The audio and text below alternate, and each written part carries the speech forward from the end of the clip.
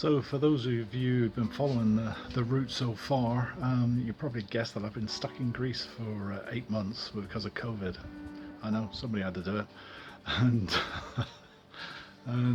so I'm putting a video together of bits and pieces that I've missed that I didn't add to the earlier videos, and my stay near Delisi, just north of Athens on the coast.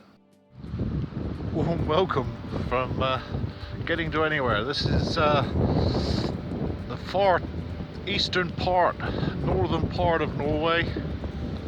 The distance there, and that behind that peninsula is Murmansk, where the Russian convoys used to deliver for the war effort. It's sleeting at the moment. It's this is the place where the polar bears and the wolves live. And all I want to see at the moment is a nice hot cup of coffee, which I'm making now to warm me up. So this is the end of the road as far as I'm concerned in Norway, and now I'm going to be heading south. Thank goodness. God, it's cold. And of course then we had to race south because the snows were chasing us. Well, we've just crossed the Arctic Circle going south. So we pulled in for a cup of coffee. You can see my blue cup there. There's we're sort of just chasing in front of the snow.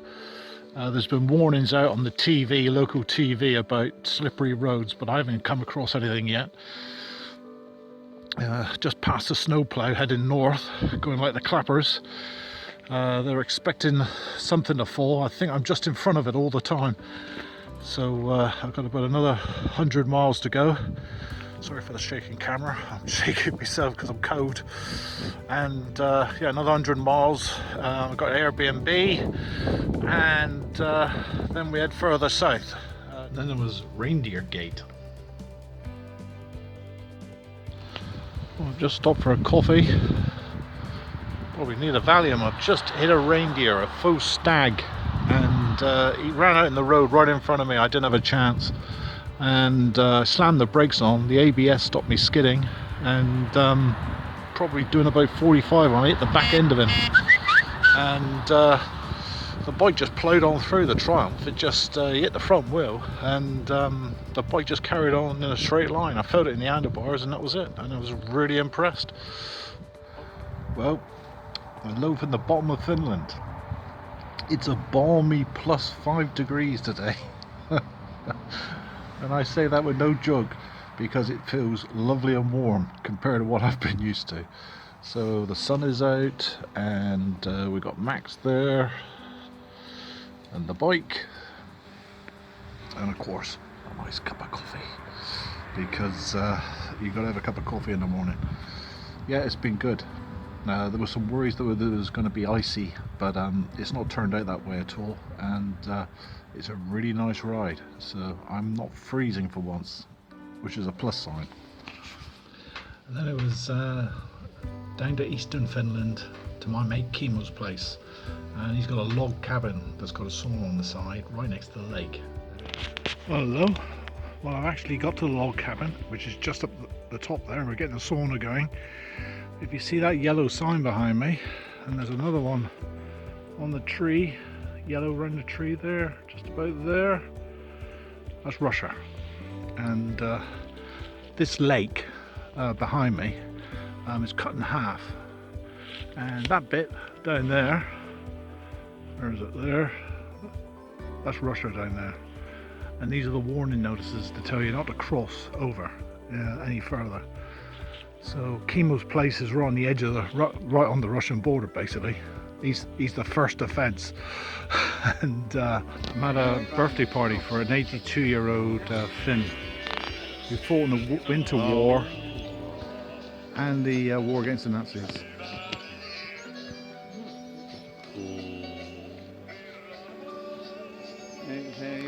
And he's here with all his mates. And this is where we are.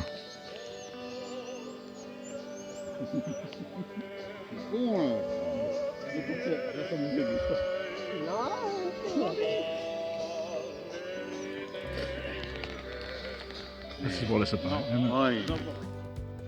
An outside toilet in Finland takes on a whole new meaning of luxury. You don't want to hang around here today. It's a case of in and out. I don't know if I'm going to get out of Finland at this rate.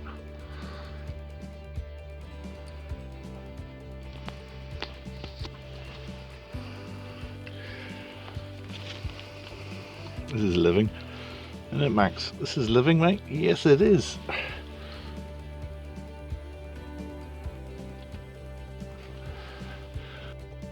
And then it was through Estonia and not following my host advice and heading back and going down a main road, but going down a nice big road of mud.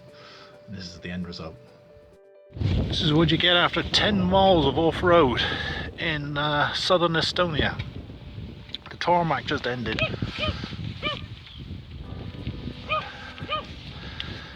I've just pulled in now. As always, I'm still heading south, but it's still bitterly cold. I'm gonna stay at this bike. That's a chromed wheel with chrome spokes. I think the exhaust, that mudguard needs to be a bit further down somehow.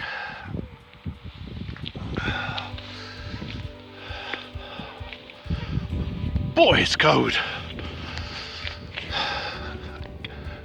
Getting to the sunshine, that's what I should call the next one. Just get into warmth. Through Latvia yesterday and came to the top of Lithuania and by an area filled with lovely lakes, but as I went to leave this morning I collapsed and was unconscious on the floor, I think, for about 20 minutes. And they found me soaking wet and I've been to the hospital and they think I'm suffering from exhaustion. So I'm staying another night here and tomorrow I'm setting off again for the top of Poland. Now I'm too hot and I want to be cold, and then I was cold and I wanted to be hot. Never happy, me. Anyway, so Estonia, I dropped the bike. I just got on it too fast and it toppled over the other way because the camber of the road was going down and you reach a point of no return. I couldn't hold it and bang, over it went. The host came out to help me and I dropped it again. Same thing, got on the bike too fast, couldn't get my foot down on anything and over it went. And this is the end result. Dear. Well, it's happened again. Bike's toppled over. So I got the trailer off, and but I haven't got the physical strength to lift the bike. So anybody got any ideas out there? If I'm going to be able to get this bike up, I've attached a rope to the back peg to pull with one hand. But we've got a bit of a curve going on here, and it's sort of getting in the way of the front wheel. And I'm wondering if I should move the front wheel over the other side. Boy, and it's hot instead of being cold. What a difference. Yeah, I've been here about 30 minutes now trying to lift this bike up. And I'm shirt off. And I won't expose you to that. Well, it's up. Don't underestimate the strength of those Polish guys.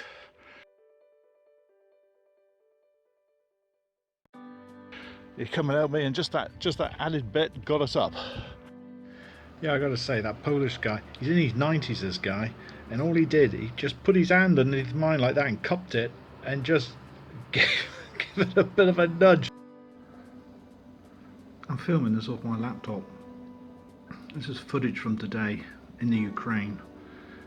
TomTom took me down a paved road. 50 miles of paved road this is. But the Triumph did really well, because this is what it's made to do, really, isn't it? And Max enjoyed meeting all the dogs.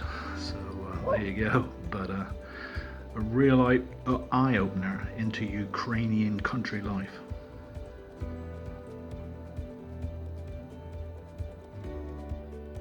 And then for my birthday, my 61st birthday, I decided to stop in a hotel in Moldova. and that's where I met the gang of 6.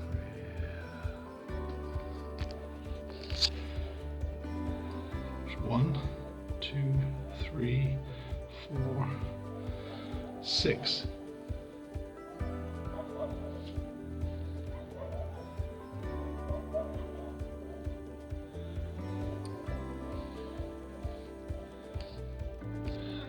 That one down there is a little female. Here they all come. There's the gang.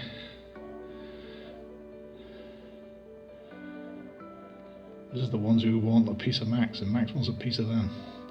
Especially the big one. He was the nearest one trying to get in there. But they're just running amok down here, all these dogs. So there's no way I can, and that's my gate there. And they all live, they all lay there.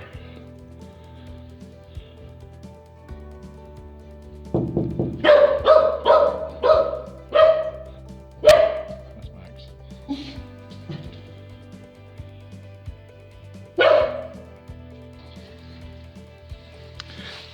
No, you can't go fight. You're not fighting.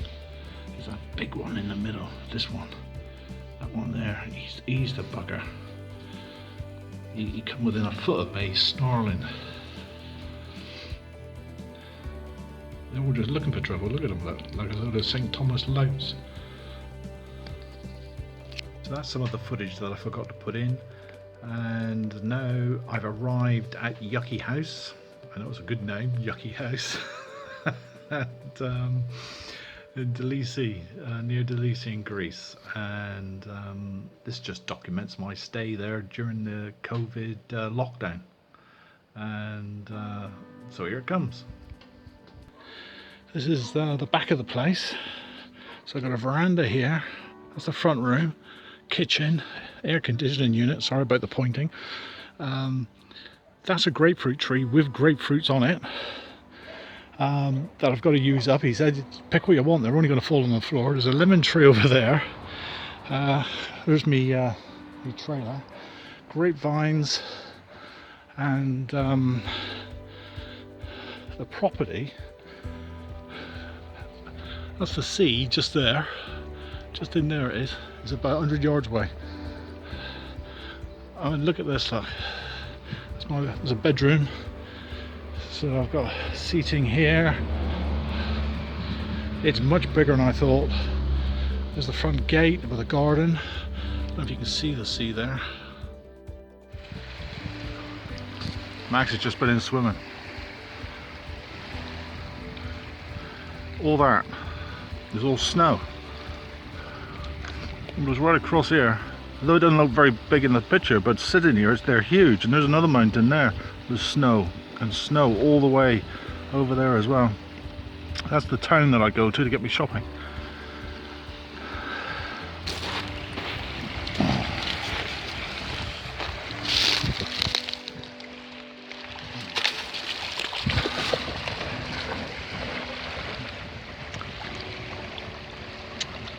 He's in dog heaven today. But of course it wasn't all sunshine, we had storms too.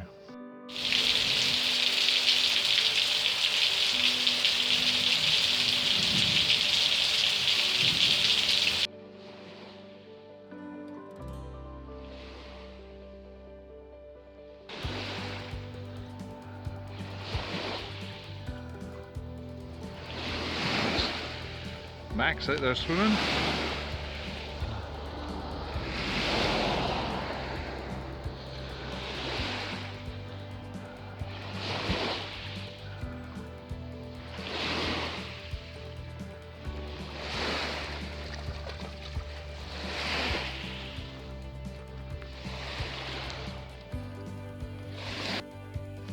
Of course, the isolation was having no effect on me at all. I answer the phone. What do you got? Plop.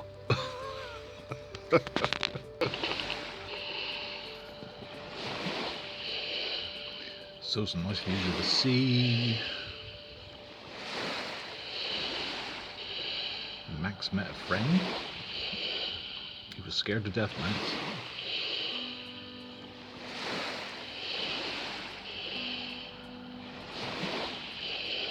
out in the sea again. Every day he lived in the sea.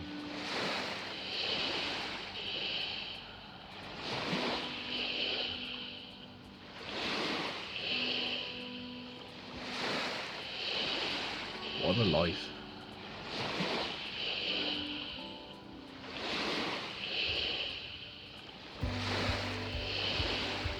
And it got warmer and warmer and warmer.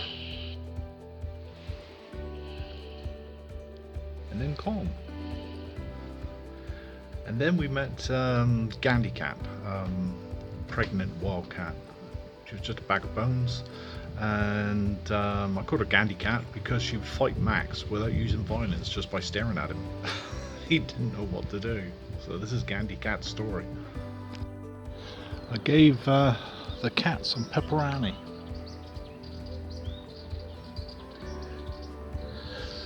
So the cat's decided to have a, no, its tiny little tummy is full with pepperoni. He's decided to have a sleep here. But on this side of me, I've got this.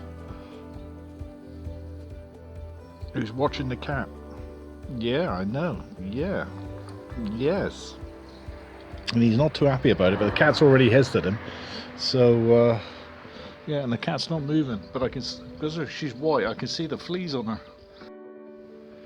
So I kept feeding her, and then she disappeared for about 2-3 weeks, and then she turned up with 2 kittens.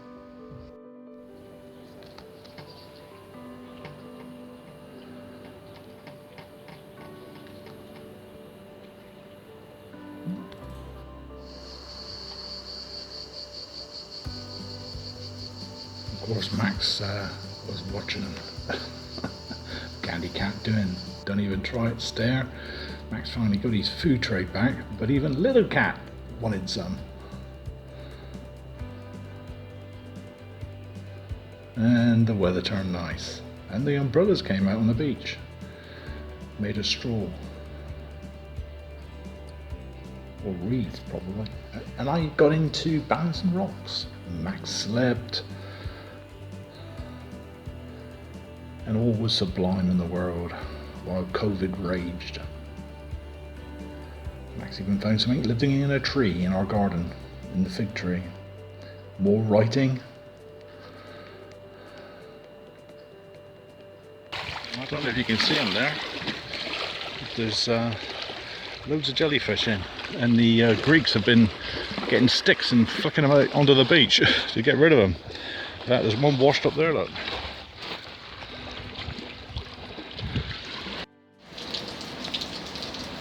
And the weather turned bad again. Not very often though, it was getting hotter and hotter. In fact, we got up to 38 C.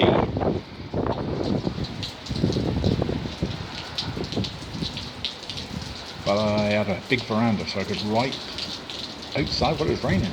Superb. And of course, rain followed by sunshine.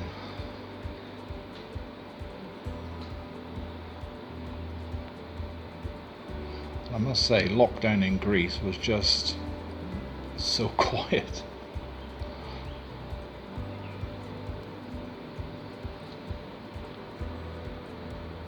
Just perfect.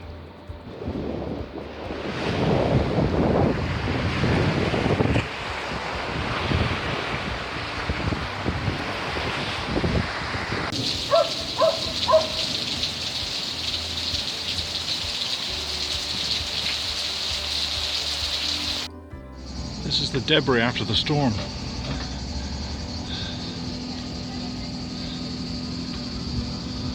This was washed across from the opposite shore.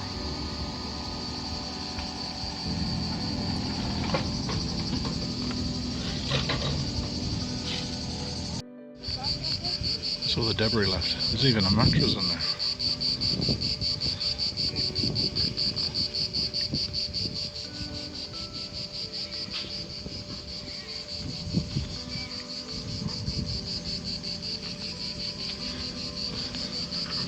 All the tourists have gone. There's hardly anybody here. I mean, look at the size of the... Apparently there was a huge landslide opposite, and that killed the people on the opposite island. Look at the size of the tree trunks.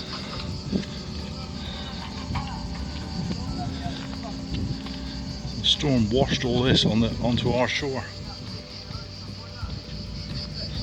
Melons from a melon farm.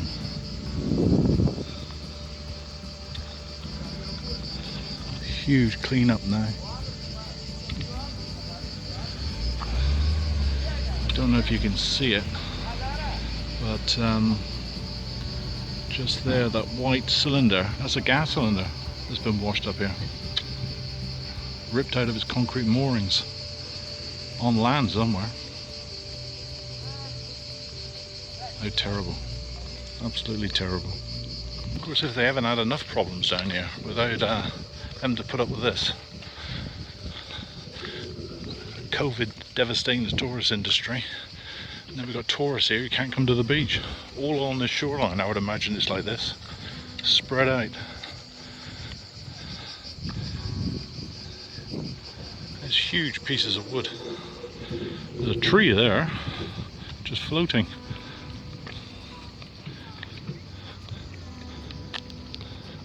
We've got two digger drivers down here trying to clean everything up. Usually these beaches are just packed with people, even local people, because nobody can get out and swim.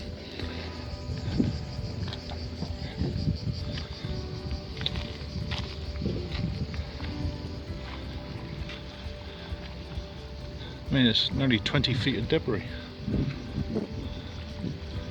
Beach ends there, and it's just thick with debris. That's where it came from, over there somewhere. Well, a local was telling me that they had forest fires just before I arrived, and it killed off a lot of the vegetation, trees, brush. And when the storm hit 3 days ago, the lack of vegetation just caused everything to slip into the sea.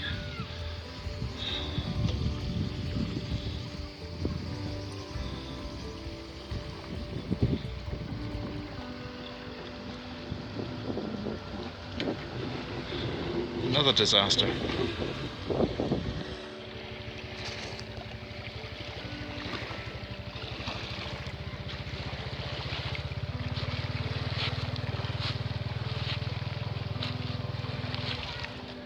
So that's the end of this episode, and if my creative writing degree has taught me anything, it's that I should lean more towards journalism when I'm making these videos, because there's so much I see that I don't record, and I should be putting them onto the videos. So I've learned a lesson by doing this, and I've already ordered myself a brand new camera because I lost mine in Norway. So hopefully I'll be able to film more stuff and put it on, which I'm looking forward to doing, because I'm starting to really like putting these videos together. So I'll see you next time. Bye bye.